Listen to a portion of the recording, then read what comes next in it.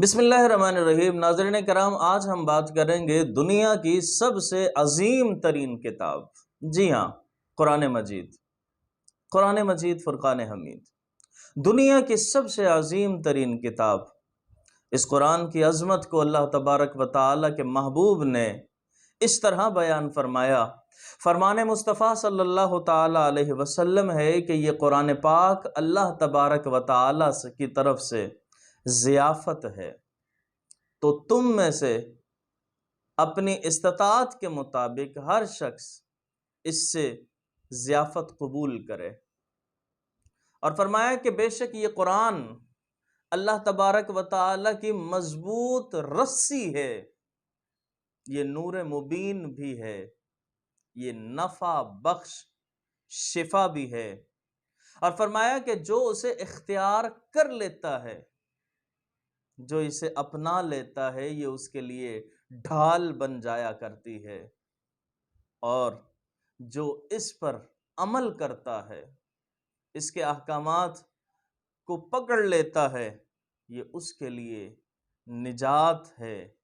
یہ حق سے نہیں پھرتا کہ اس کے ازالے کے لیے تھکنا پڑے، کہ تمہیں دلیلیں دینا پڑیں۔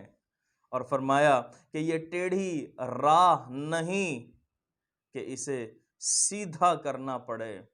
اس کے فوائد تو اتنے ہیں کہ ختم ہونے والے ہی نہیں ہیں، فوائد ختم نہیں ہوتے۔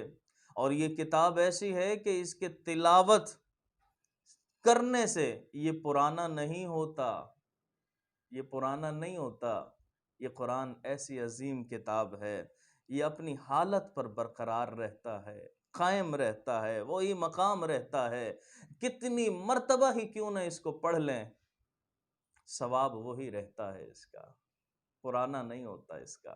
اور پھر فرمایا کہ تم اس کی تلاوت کیا کرو، چونکہ اللہ تبارک و تعالی اس کی تلاوت کے ہر حرف کے بدلے میں تمہیں 10 نیکیاں عطا فرماتا ہے۔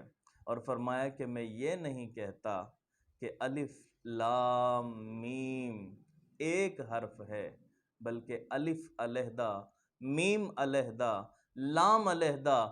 فرمایا کہ جس نے اس کو پڑھ لیا گویا اس نے 30 نیکیاں حاصل کر لی، یعنی ہر حرف کے بدلے میں اللہ تعالیٰ 10 نیکیاں عطا فرمائے گا۔ تو ناظرین کرام، یہ دنیا کی عظیم ترین کتاب خالق کائنات نے اپنے محبوب کے ذریعے امت مصطفیٰ کی ہدایت کے لیے نازل فرمایا ہے۔ قرآن پاک پڑھیے، نیکیوں کا ذخیرہ کر لیجئے۔